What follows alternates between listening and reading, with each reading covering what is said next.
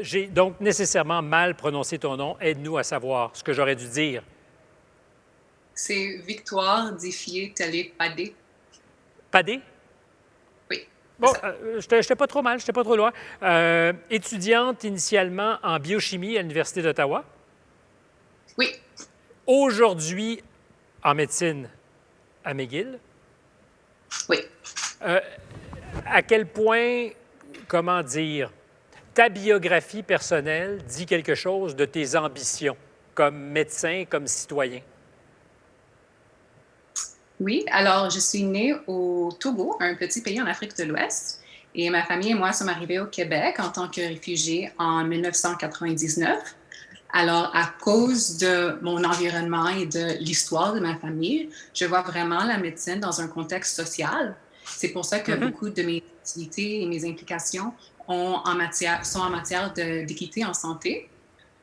Alors, en 2018, quand j'ai commencé l'école de médecine, j'ai fondé une initiative pour les réfugiés à Montréal. Et cette initiative a pour but de former les étudiants en médecine en compétences culturelles pour qu'ils savent comment travailler avec les populations réfugiées. Et avant la COVID, on offrait des ateliers de santé aux demandeurs d'asile, à peu près une cinquantaine de demandeurs d'asile par mois.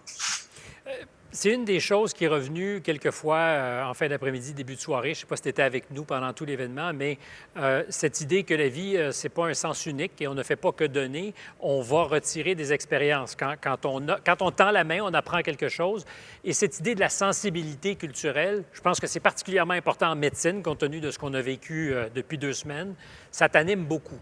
C'est-à-dire que les médecins, s'ils veulent répondre aux besoins d'aujourd'hui et de demain, doit faire tomber la barrière des préjugés. Oui, c'est ça. Et récemment, j'ai été élue en tant que la directrice régionale du Québec de l'Association des étudiants noirs en médecine du Canada. Et je pense que les derniers mois, le racisme systémique a vraiment été mis en évidence ici au Canada et partout dans le monde. Alors, avec tout ce qui s'est passé, j'ai commencé à travailler avec ma faculté pour faire une révision du curriculum de médecine complet, alors les 4 années de médecine, pour développer un curriculum qui va être antiraciste, pour éduquer la prochaine génération des médecins formés à McGill pour qu'ils puissent mieux servir les populations diversifiées. Bravo et merci. Bonne fin de parcours et chose certaine, ce que tu mets en place aujourd'hui risque de changer le monde dans 5, 10, 15 ou 20 ans.